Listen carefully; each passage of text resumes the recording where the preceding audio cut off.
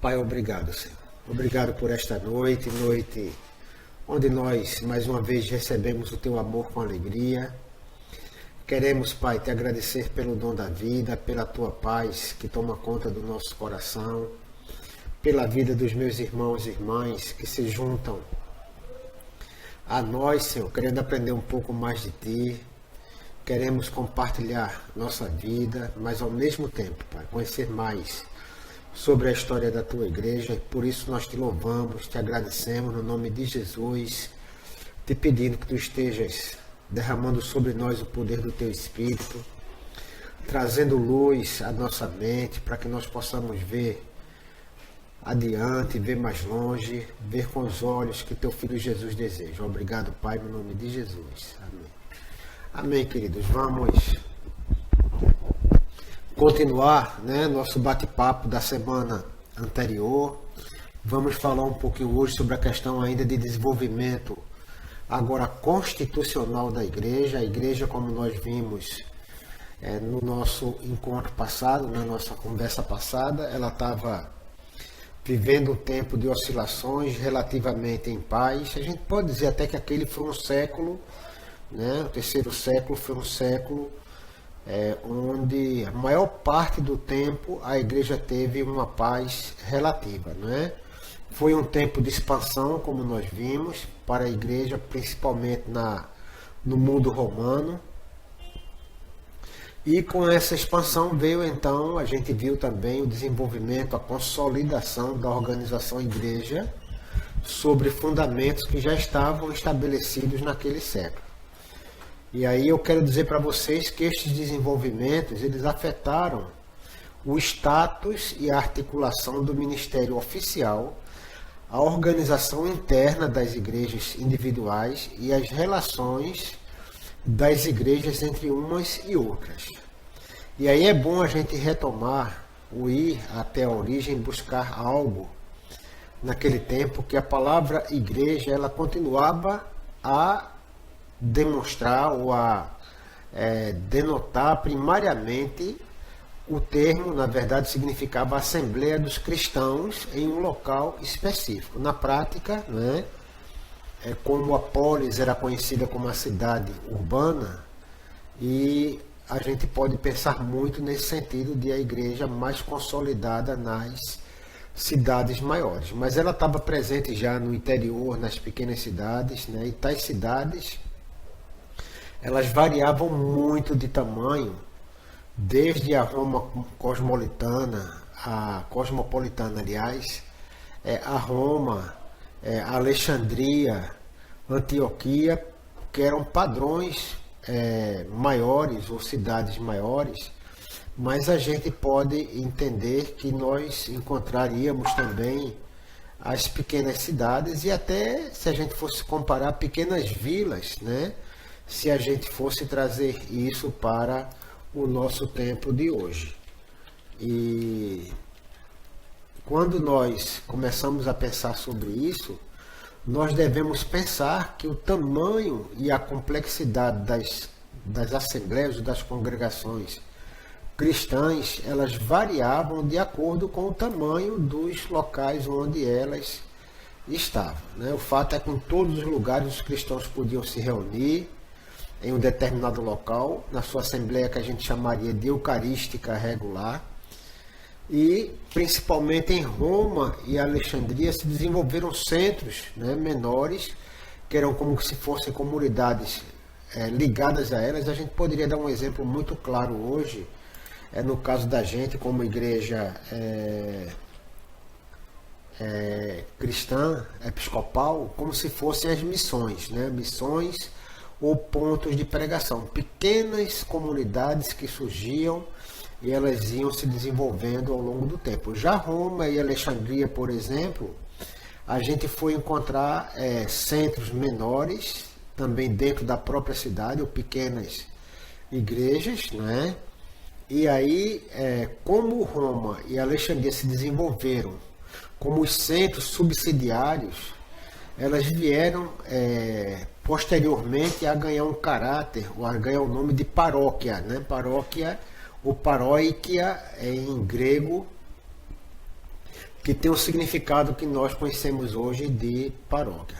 Agora, qualquer que fosse o tamanho e a complexidade da congregação, a sua unidade, também chamada na época de consenso, para a gente usar um termo que Cipriano usava, era representada pelo fato de o bispo ser o líder e ao mesmo tempo o pastor da congregação.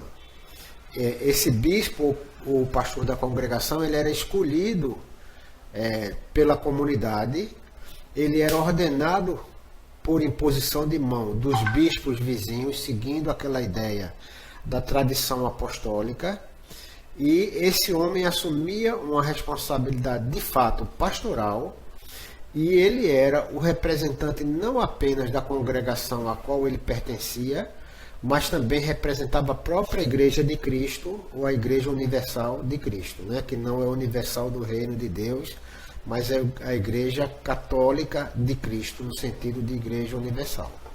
E aí, uma vez que ele era eleito bispo e ele era ordenado, ele passava então a governar a congregação. Vejam que esse modelo ele vem de muito tempo.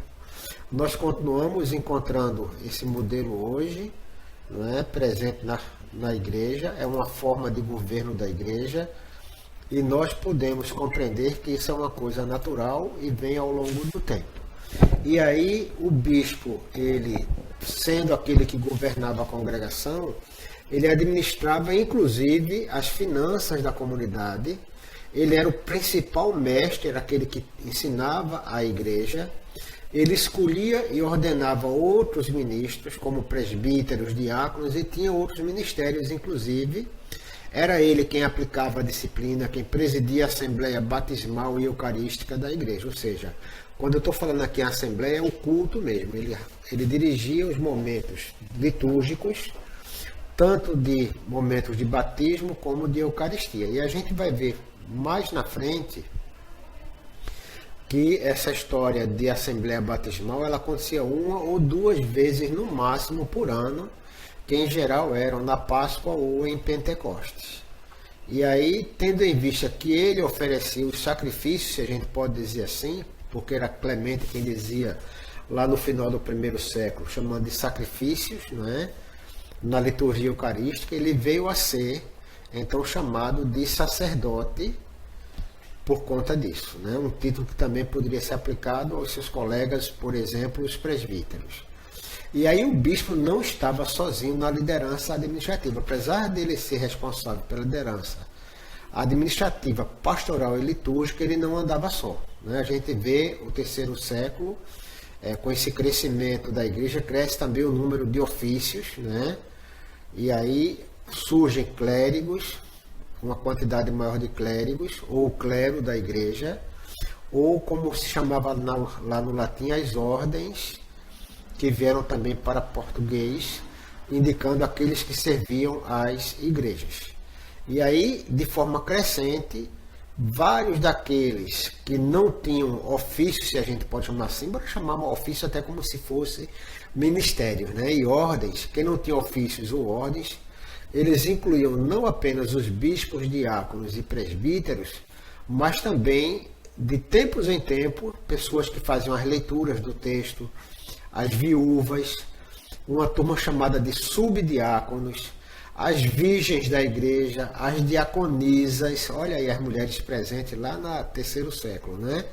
As catequistas, os acólitos, que eram auxiliares, né, dos momentos litúrgicos, tinha inclusive exorcistas e porteiros do prédio, né, ou do local onde ele se reunia.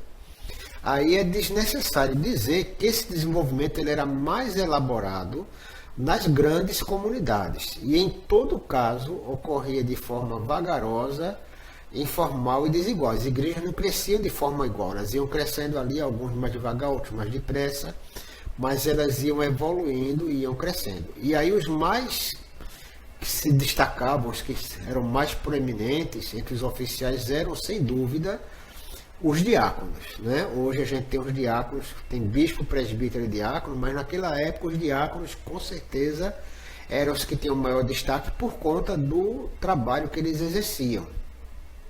Eles eram os assistentes pessoais do bispo, né? Hoje em dia nós encontramos os presbíteros, né, muito próximo dos bispos, mas naquela época o diácono, ele era e deveria ser até hoje o auxiliar principal, aquele que andava mais próximo do bispo, assistindo ao bispo, não apenas desempenhando um papel litúrgico importante, mas também era diretamente responsável pela execução da obra de caridade da comunidade. Então vejam que ele estava associado sempre à obra de caridade, e por isso nós vamos encontrar esse destaque maior, que ele andava o tempo inteiro sendo comandado pelo bispo nesse sentido.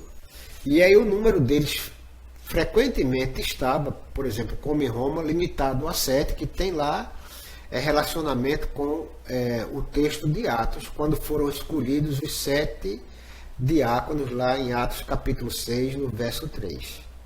E o bispo Fabiano de Roma, lá por volta do ano 236 a 250, que foi martirizado numa perseguição promovida por Décio, parece que dividiu a cidade lá em Roma para poder administrar ela, eclesiasticamente falando, melhor. Aí ele dividiu a cidade de Roma em 7 regiões e cada uma delas tinha um diácono como supervisor. Hoje a igreja bota presbítero como supervisor de regiões, mas naquela época os supervisores que eram ligados diretamente ao bispo eram os diáconos.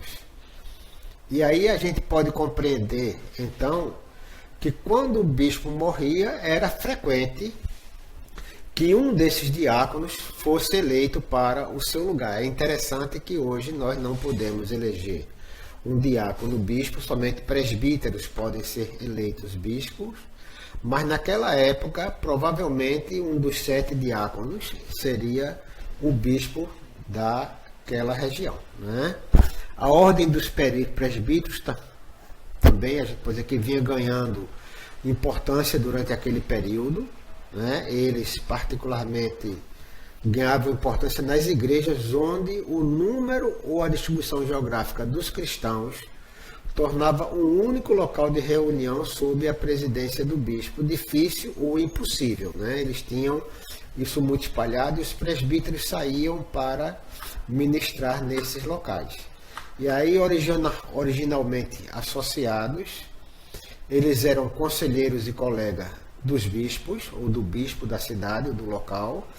Os presbíteros desempenhavam um papel que era um papel, eles diziam assim, dignificante, mas ao mesmo tempo era um pouco obscuro, né? Em suas circunstâncias mais novas naquela época, eles se tornaram representantes ou então delegados dos bispos nas reuniões locais para instruir, né? E em último caso para celebrar a Eucaristia, que era a responsabilidade do bispo naquele tempo.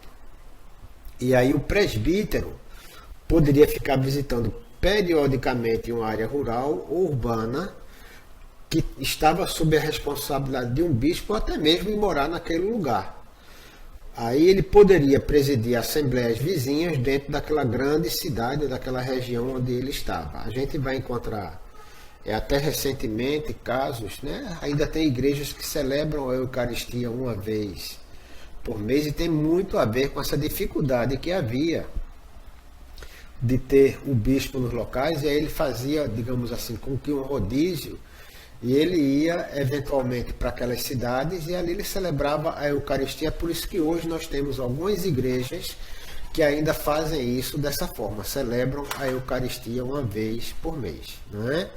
E aí em poucos lugares onde a responsabilidade de um bispo veio abranger mais de uma cidade, os presbíteros que se tornavam, pelo menos por um momento, os principais pastores ou responsáveis das congregações que estavam ali sendo estabelecidas, ou as recém-estabelecidas, se a gente pode assim dizer. Então existia uma tendência, né, que era acreditar que a cada centro de população cristã deveria existir o seu próprio bispo. Então cada região devia ter seu próprio bispo. E aí a gente vai encontrar, por exemplo, na província da África, lá por volta do final do terceiro século, bispos em aproximadamente 200 cidades e vilas. Então 200 bispos aproximadamente. E aí, paralelamente aos diáconos e presbíteros, membros daquilo que a gente chamava na época de ordens menores. Ainda existe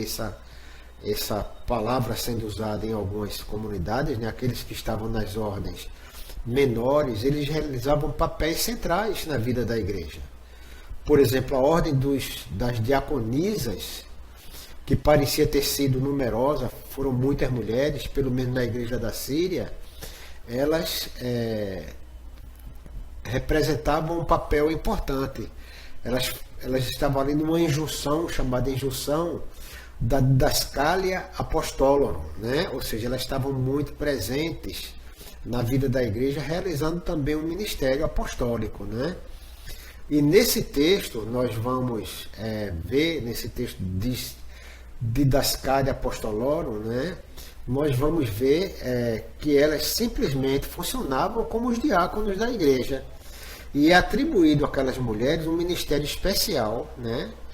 Sob o fundamento de que o Senhor e Salvador também foi ministrado por mulheres ministras, né? Ou seja, que Cristo esteve com mulheres acompanhando ele e que ele também ministrou às mulheres. E aí as mulheres aparecem também como diaconisas, né? Ou exercendo o papel de diáconos na igreja da Ásia, né? Então, gente, é uma coisa interessante, porque nós temos muito preconceito ainda hoje. Eu não entendo por que essa novela toda, não é, de a mulher não poder exercer ministério na igreja. Ninguém consegue compreender bem, né? E a gente, quando pergunta, as pessoas têm dificuldade de entender. Eu lembro que quando eu concluí meu curso de seminário, meu trabalho de conclusão, ele foi baseado num livro de teologia sistemática de Wayne Grudem, e esse homem ele dizia assim, que a teologia sistemática se fazia a partir de todos os versos da Bíblia que tratavam de um determinado tema. Você, quando lia tudo e você conseguia tirar uma posição, você chegava a uma conclusão. Foi engraçado que quando ele chegou no papel da mulher na igreja, ele não conseguiu fazer a leitura de todos os textos bíblicos, mas leu apenas um texto de uma carta de Paulo, dizendo que as mulheres não podiam, e ele dizia que as mulheres não podiam exercer ministério na igreja, né? E aí ele fazia uma argumentação que era muito pouco sustentável, ela não tinha sustentação, e eu brinquei dizendo que a questão de Wayne Grudem foi que ele se rendeu não à igreja cristã, mas a denominação dele que proibia a ordenação de mulheres simplesmente por conta de tradição da própria igreja e não tradição apostólica, não é? Mas a gente vem olhando para a história da igreja e aí, gente, vê as mulheres naturalmente funcionando com esse papel de diáconas, por exemplo, diaconisas, né, melhor dizendo. E aí os subdiáconos, né, que são conhecidos lá de Cartago, também visto em Roma, eles eram assistentes, né? Os subdiáconos assistiam os diáconos em seu trabalho litúrgico e administrativo. Então a gente vê a igreja tendo toda uma hierarquia ou toda uma estrutura organizacional buscando funcionar bem. Para a gente entender isso, por exemplo, a ordem das viúvas, cuja membresia e regulamento era um problema já no final do primeiro século, ela se dedicava à oração e à visitação aos doentes e necessitados, né? Então as viúvas, elas tinham como principal ministério o ministério de oração e o ministério de diaconia. Elas iam fazer a visita aos enfermos, aos necessitados, né? E uma das ordens interessantes que era mais citada, a gente encontra como sendo as mais citadas, é a ordem do leitor. Essa pessoa era a pessoa que fazia a leitura pública das escrituras na liturgia e que pode muito bem ter sido, né, o guardião dos livros que ela lia. Ela guardava os livros, aquela pessoa, e ela fazia também a leitura. Eu gosto de brincar de que a pastora Raquel hoje é da ordem dos leitores nesse tempo em que nós estamos transmitindo o culto pela web, né, porque ela sempre faz a leitura do texto bíblico. Agora, um outro ministério comum, que era chamado de ofício, ainda se chama de ofício em algumas igrejas, era o da catequista, né? E no terceiro século, isso veio se tornar uma organização um pouco mais elaborada, que se chamava do catecumenato. Cuidado com o nome, catecumenato. Parece até catacumba, né? Mas não é isso não. Era dos recém-chegados à igreja, dos recentes na fé, dos mais novos na fé, tá certo? E este posto, né, isso teria sido algo de grande dignidade e responsabilidade para quem exercia, porque estava ali a preparação dos novos na fé, né, para que eles pudessem amadurecer na igreja até que chegassem à condição de serem batizados. E aí, a elaboração de ofícios e ordens nas igrejas, o terceiro século também viu um outro desenvolvimento importante e também especial para a vida das comunidades cristãs, né? A gente diz, apesar do seu status extra-legal, era como se a igreja não fosse algo legal, e sem dúvida, porque em muitos, se não em todos os lugares, a sua existência era reconhecida de fato, apesar de não ser legal, mas era reconhecida. As igrejas, na pessoa de seus bispos, elas se tornaram proprietárias nessa época. Começa a surgir aí a questão de propriedade dentro da igreja. É lógico, né? Desde o início, que a igreja dispunha de dinheiro que ela recebia dos fiéis para que pudesse fazer as ofertas, as obras de caridade, né? Elas não haviam, entretanto, possuído prédios, edifícios ou propriedade imóvel. Isso vai começar a surgir a partir de aí. Os locais de reunião eram, como a gente já viu, casas particulares que eram colocadas à disposição pelos próprios cristãos individualmente, né? E no decorrer do terceiro século, então a igreja começa a adquirir ou então a construir seus próprios locais de reunião, como por exemplo as escavações em Dura Europas, lá na Síria Oriental, e em Aquileia tem revelado que foi assim, né? Então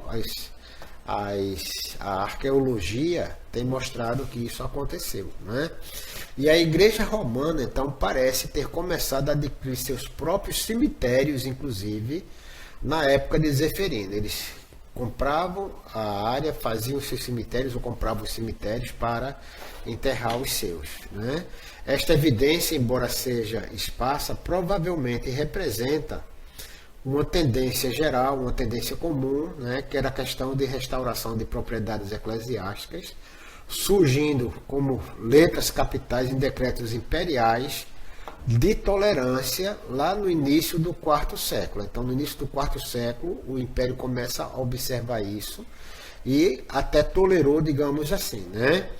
Se as propriedades eram adquiridas normalmente através da compra, né, ou como parece ser uma alternativa mais provável, pela doação, alguém doou a propriedade à igreja, ou por legado, a gente não conhece, não sabe, mas é provável que isso tenha acontecido. Em todo caso, a aquisição, ou o recebimento, ou a incorporação dessas propriedades, trouxe à igreja uma carga administrativa adicional, né?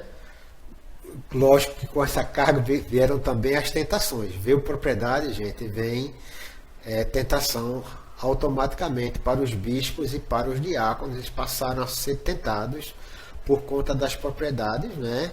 Como também uma fonte potencial de receita regular, tanto para as obras de caridade, como para o sustento das atividades e dos ministérios da igreja. E aí a gente vai ver finalmente que é no terceiro século que nós, né, vemos os primórdios, ainda que assim muito primários, de uma organização da igreja acima daquele nível que ela tinha local. Ela começa a ser uma igreja organizada não mais simplesmente a nível local, né, mas ela já começa a ter uma organização maior. E aí já no segundo século, se vocês lembrarem, né, como consequência daquela crise de Montano, a crise montanista na Ásia Menor, e do debate sobre a data da Páscoa, que a gente já falou lá atrás, os concílios aconteceram, dos bispos se reunindo lá dentro de uma determinada região para discutir e resolver os problemas que eram comuns a eles. Vocês devem estar lembrados que eu falei sobre isso em um dos nossos encontros anteriores, né? E isso vai chegar numa condição em que vai se tornar agora prática, rotina de reunião dos bispos para discutirem problemas comuns, para resolverem problemas, né?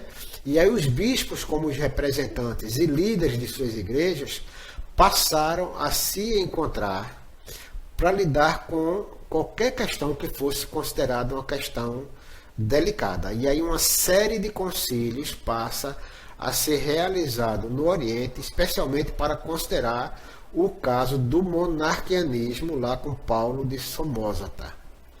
Nós já falamos também sobre ele, né? Ou simplesmente se reuniam para discutir problemas comuns quando não haviam crises nem problemas maiores, né?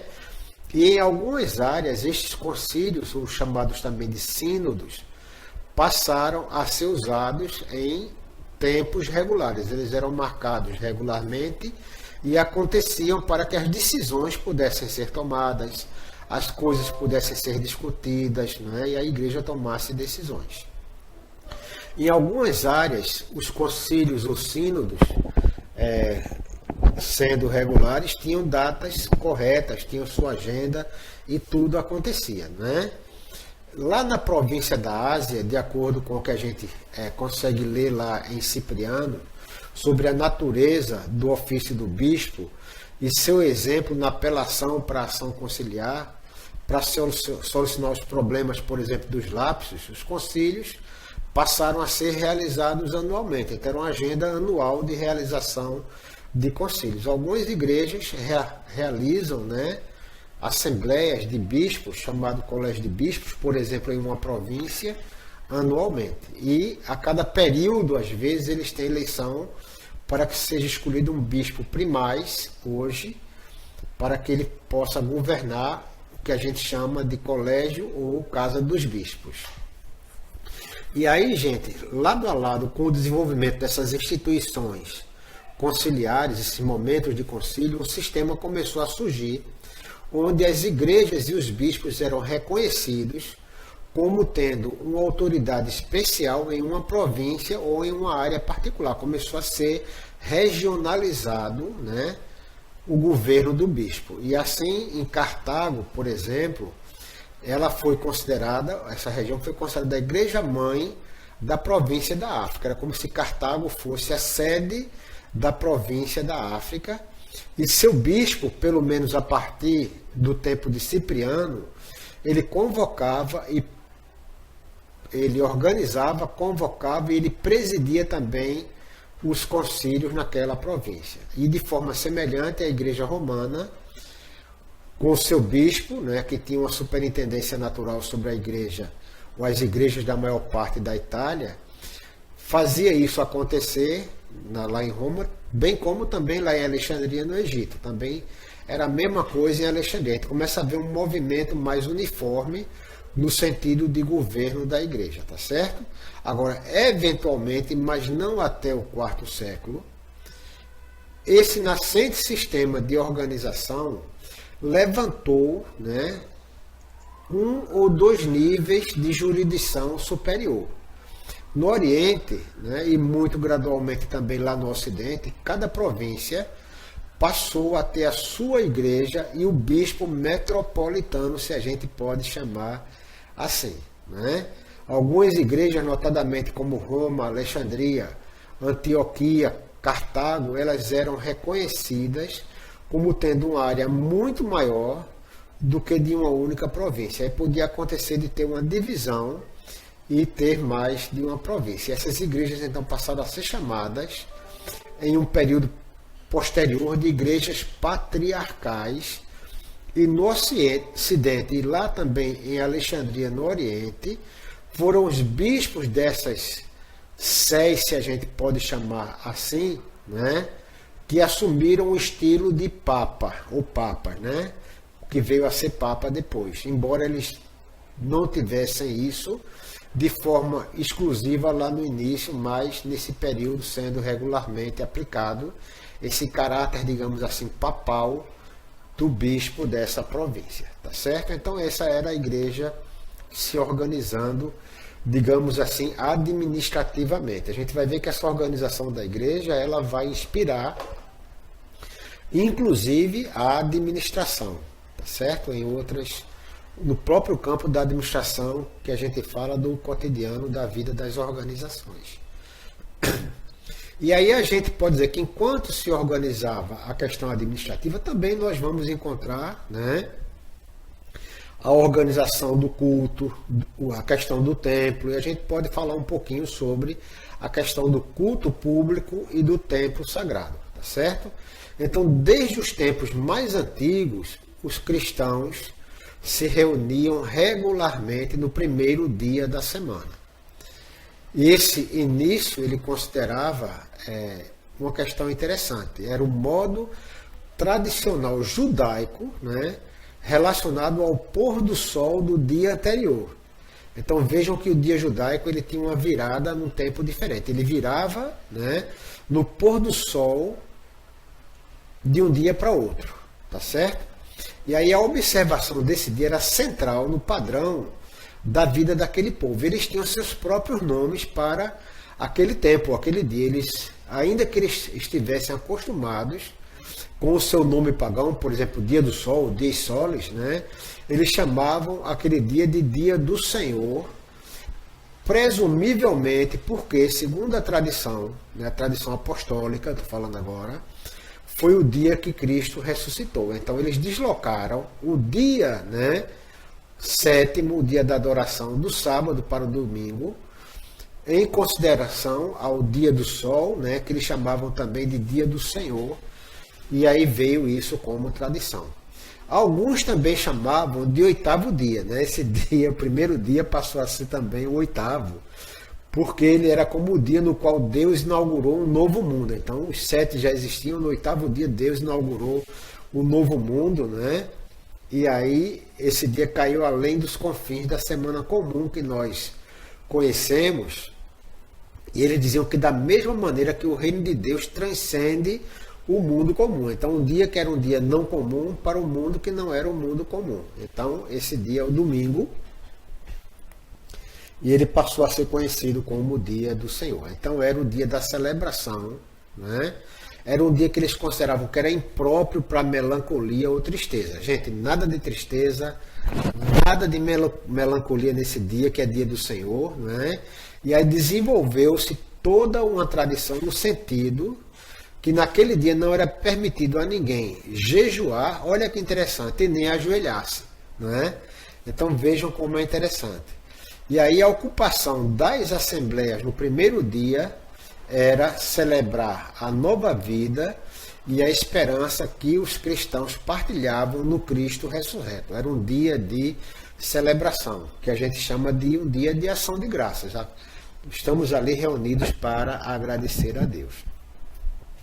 E aí, de forma coerente, uma das marcas do dia era a participação em uma refeição cerimonial que rememorava que ela ia reproduzir o sentido das ações de Jesus na última ceia com os discípulos. Ele ia remeter a gente à última ceia de Jesus com os seus discípulos. Naquela oportunidade, de acordo com a tradição litúrgica, né, a forma mais antiga que a gente vai encontrar está lá em 1 Coríntios, no capítulo 11, de 23 a 25, quando Paulo está narrando, né, Jesus partindo o pão. Jesus, quando procedeu aquilo que a gente chama costumeiramente de ação de graças pelo pão no início da refeição e pelo cálice, né, ou a bênção do cálice lá no final da refeição, né?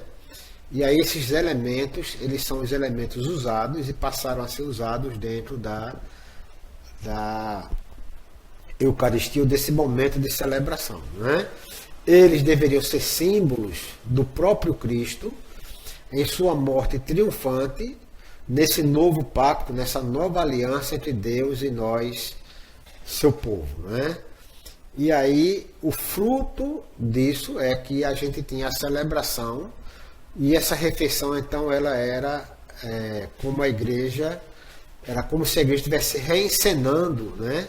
Ou sendo percebida como uma proclamação da morte de Jesus até que ele venha. Inclusive a gente faz e afirma isso ao final, né, daquela oração eucarística, dizendo que nós agradecemos a Deus e celebramos, né, a sua vida, paixão, morte, ressurreição, ascensão, e aguardamos a sua vinda, dizendo Maranata, vem Senhor Jesus. Então tudo isso está presente nessa história, né?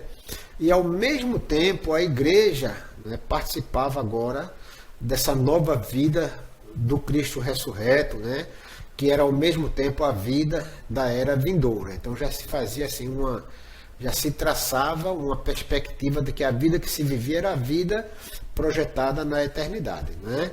Nos tempos mais primitivos, se a gente for observar, essa refeição cerimonial, ela era exatamente isso, uma refeição comum da comunidade, a qual, em um certo momento, a ação de graças crucial sobre o pão e o cálice, e o participar do pão deles foi incorporado, né?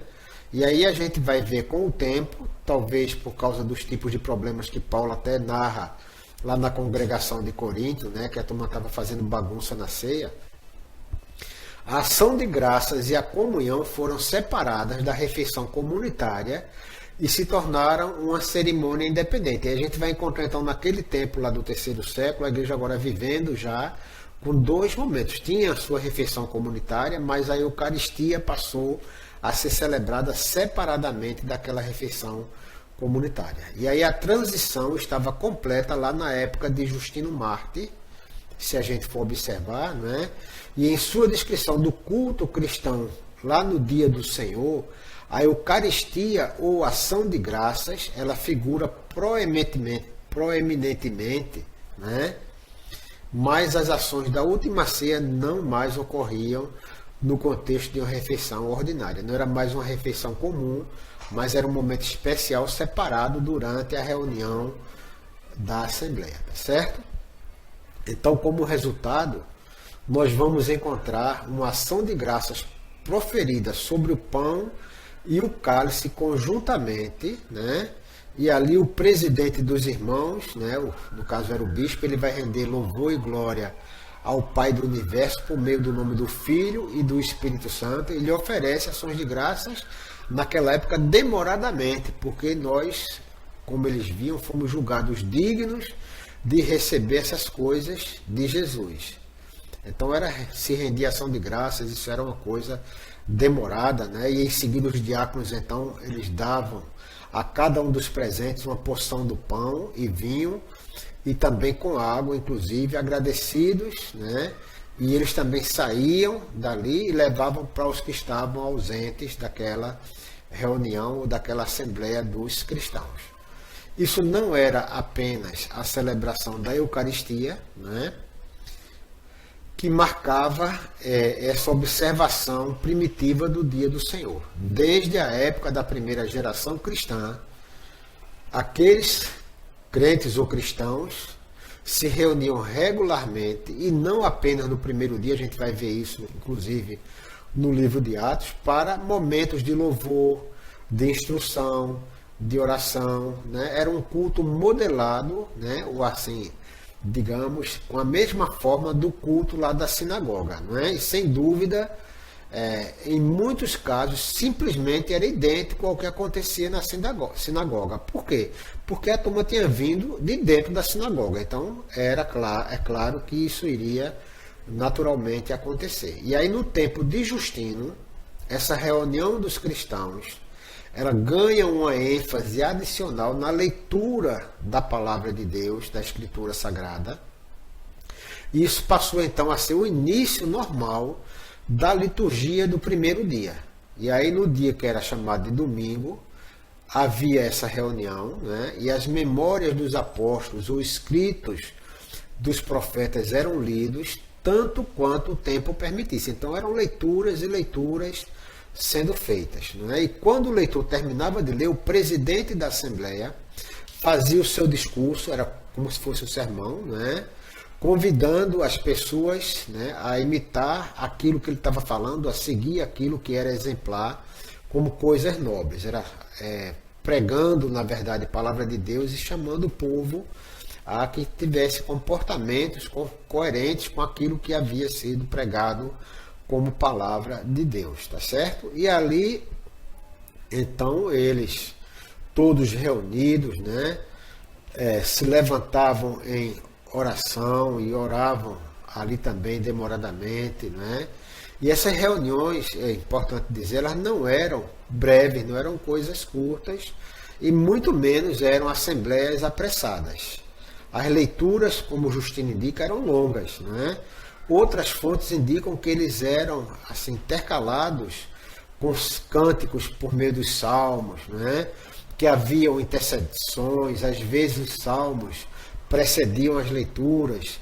E em alguns locais, lá no terceiro século, o discurso, né, o sermão do bispo era seguido sempre por homilias semelhantes por qualquer dos presbíteros que desejassem também falar. Então era um sermão pregado por mais de uma pessoa, porque um pregava e o outro ajudava ali, entrava, interferia, o outro também falava, e sem dúvida este era o contexto principal para as falas, né, ou as elocuções, digamos assim, dos profetas. As orações que seguiam a pregação eram orações de intercessão comunitária, e antes deles começarem, aqueles que ainda não haviam sido batizados, eles eram dispensados da Assembleia. Eles tinham uma tese que era: vocês não devem permitir que ninguém coma ou beba da sua Eucaristia, exceto quem fosse batizado no nome do Senhor. Então, se o cara não fosse batizado, ele não poderia participar da ceia, e a gente vê isso como tradição se arrastando até os nossos dias,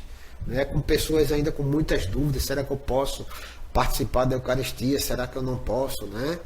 E assim, conforme as palavras do próprio Tertuliano, o ciclo da semana era cumprido pela administração da palavra e pela oferta do sacrifício de pão e vinho como ação de graças, né? Eles viam a oferta de pão e vinho como, não como a gente chama de Eucaristia, né? Apesar que eles usavam esse termo, mas como um sacrifício. E o ciclo da semana foi logo suplementado por um segundo ciclo, que tinha o ano como a sua base e que estava centrado na observação cristã da Páscoa. Então a Páscoa passou a ser o tempo que marcava o ciclo, né, ou o ano cristão, né?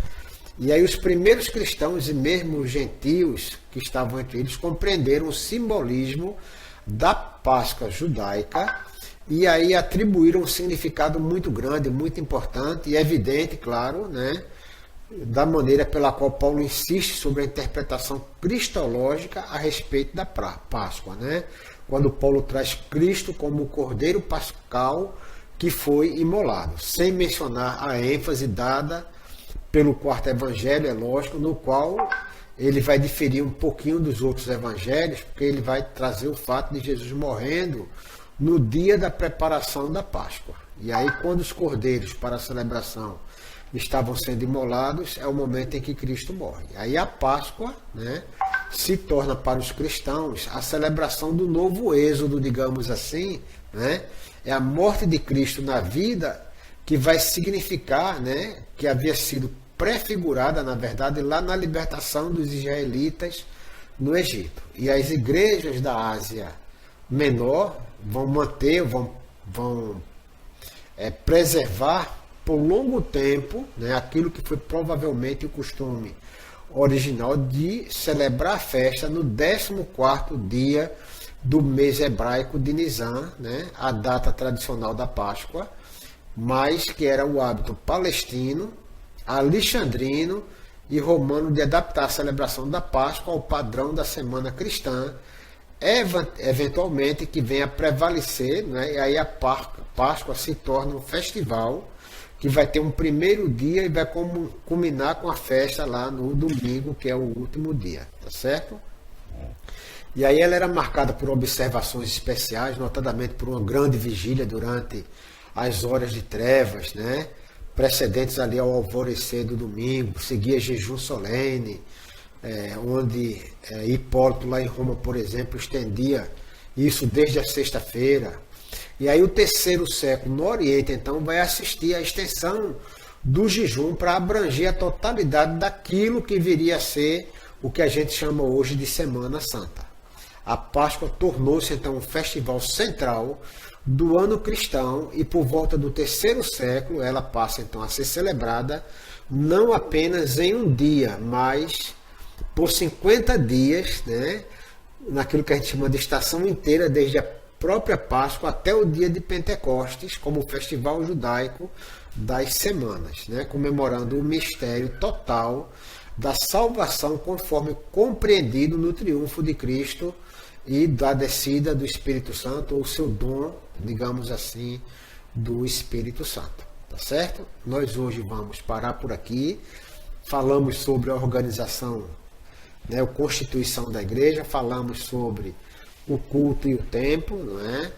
E vamos nas próximas falar um pouquinho sobre batismo, sobre Eucaristia, sobre a confissão de pecados, né? Vamos entrar um pouquinho mais nas questões de como a igreja via essas coisas para que a gente vá aprendendo legal sobre essas histórias. É bom porque a gente vai entendendo muita coisa que a gente vê hoje e às vezes a gente fica com dúvidas, não é? Então o que é importante de hoje, gente, é a organização da igreja no momento em que ela se constitui, tá certo?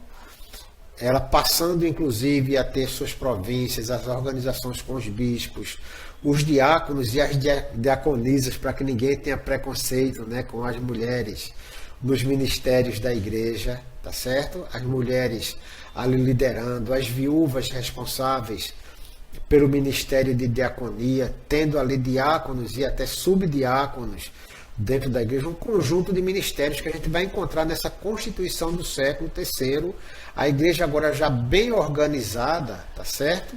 E aí ela já começa a ter as propriedades, como nós falamos, ela vai ter as facilidades de lidar com isso pelas ofertas recebidas, né? Pela aquisição dos próprios terrenos e prédios, e a lógica era que ela pudesse assim promover os ministérios, ela recebia para que pudesse fazer a obra da caridade, como era chamada, mas isso tentou muita gente, não é? O poder e as riquezas tentam, e teve gente que foi tentada por isso naquela época, continua gente sendo tentado hoje, também por conta do poder dentro da igreja e por conta das finanças, mas nós precisamos compreender que temos um Deus que governa de fato a sua igreja, e é Ele quem traz direção, então a Ele toda a honra, toda a glória, todo louvor, porque somente Ele é digno de glória. E eu fico feliz quando vejo, por exemplo, dentro da nossa igreja, um comportamento, digamos assim, um ethos, né? Onde os pastores normalmente trabalham, exercem seu ministério pastoral, independente de estar recebendo dinheiro. Na verdade, na Betânia ninguém é pago para ser pastor. Nós temos a alegria de poder ser pastores da igreja, conduzindo o povo de Deus sem depender, né, de sobrevivência da igreja. Mas no dia que for preciso isso, que Deus abençoe a vida da igreja e possa fazer também isso acontecer. Tá certo? Então, no próximo encontro, nós vamos falar de batismo e Eucaristia. Vocês vão ver coisas muito interessantes. A gente vai desmistificar algumas questões aí com relação ao batismo por aspersão, por imersão, né? Vamos tentar tirar isso olhando para a história, né? E aí a gente vai encontrar coisas legais, tá certo? Que Deus possa estar abençoando vocês. Se alguém tiver alguma questão, por favor, coloque aí no chat. Nós temos algum tempo ainda, pode comentar rapidamente, que aí se eu puder ajudar, eu ainda ajudo vocês. Mas nós vamos encerrar hoje esse momento aqui, ficando, né, no tempo que nós estudamos há pouco, né, e falando um pouquinho também sobre essas questões que nós vimos do culto público. Então, culto público, tempo sagrado, é onde a gente vai estar encerrando. Tempo sagrado, culto público, fecha nossa digamos assim, nosso culto doutrinário de hoje, né? Nós, na verdade, estamos aprendendo sobre a igreja, isso não deixa de ser doutrina, tá certo? E aí, prestem atenção, né, que a gente está aí olhando para questões que andavam na igreja do terceiro século, ok? Vejam que eu trouxe aqui questões, inclusive, de como não era permitido que quem não fosse batizado não participasse da Eucaristia. Eu tenho uma perspectiva muito interessante, Delon está perguntando sobre isso, não é? Eu acho que como ato litúrgico é interessante, não é? Eu acho bonito, eu acho legal que as pessoas passem por esse ciclo de batismo, de participação da Eucaristia, de confirmação, tudo isso seja feito com muita reverência. Mas isso não pode ser uma determinação. Quem somos nós para negar a ceia a quem chega e pede para participar. Se essa pessoa vem com fé e nós não entregamos a ele a ceia, nós estamos assumindo a responsabilidade de julgar e de proibir, né, pessoas que certamente Cristo não proibiria de participar da mesa. Eu lembro sempre que Judas, que foi o primeiro a trair Jesus, assim de forma assintosa, estava na mesa e participou da ceia com Jesus. Os discípulos todos, né, se vocês observarem, traíram também de alguma forma, porque eles abandonaram Jesus, né, fugiram. E nenhum deles deixou de participar da ceia. Se alguém chega com fé, de repente foi batizado pelo Espírito Santo, o próprio Cristo batizou aquele cara, né? Porque ele não recebeu água na cabeça, a gente vai proibir o cara de participar da ceia, ou a pessoa de participar da ceia? De jeito nenhum. Então jamais eu diria, ó, irmão, irmã, caia fora, que você não pode participar porque não foi batizado aqui na igreja. Jamais farei isso. Eu acho que isso compete, né, cabe a cada um discernir. Até porque o sacramento é um ato que é validado pela fé. Se a pessoa tem fé, ela recebe o sacramento como algo sobrenatural, né, vindo de Deus. Se não tem fé, não serve para nada. Vai comer um pedaço de pão, tomar um pouquinho de suco de uva, não vai fazer efeito nenhum, né? Então não serve para nada. Agora, se é feito, né, se a gente participa com fé, aí isso faz toda a diferença na nossa vida. Nós recebemos corpo e sangue do Senhor simbolicamente ali, né, para render ações de graça, celebrar o dom da vida, né, para lembrar aquilo que Ele fez por nós, para que a gente possa, em gratidão a Ele, manter a chama acesa no nosso coração. Se não tem fé, não serve para nada. A pessoa vai comer um pote de... um barril de vinho e um caminhão de pão o ano inteiro e não vai servir para nada. Então, queridos, eu não teria coragem de jamais afastar alguém da ceia, né? Porque eu diria que Cristo não fez isso, eu não teria capacidade de julgar, né? Não conheço o coração de ninguém. Quem sabe o cara pecou, na memória se arrependeu, está lá participando da ceia, e eu sei lá como é que está o coração dele, Deus sabe. Então nós, como ministros, temos a obrigação de deixar que cada um faça seu autoexame, examine a sua própria vida, que ele coma do pão, que ele beba do cálice, porque é assim que Paulo diz, né? Porque aquele que come e bebe sem discernir o corpo, come e bebe julgamento para si mesmo. Então é ele quem se condena, né? Ou ele quem está recebendo o julgamento de Deus por conta da sua atitude. E nós, como ministros, temos simplesmente o dever de ministrar, né? Então, ministrar é a gente cuidar, a gente entregar os elementos, é a gente trazer a palavra, as advertências. Agora, a gente não tem o ministério da proibição, tá certo?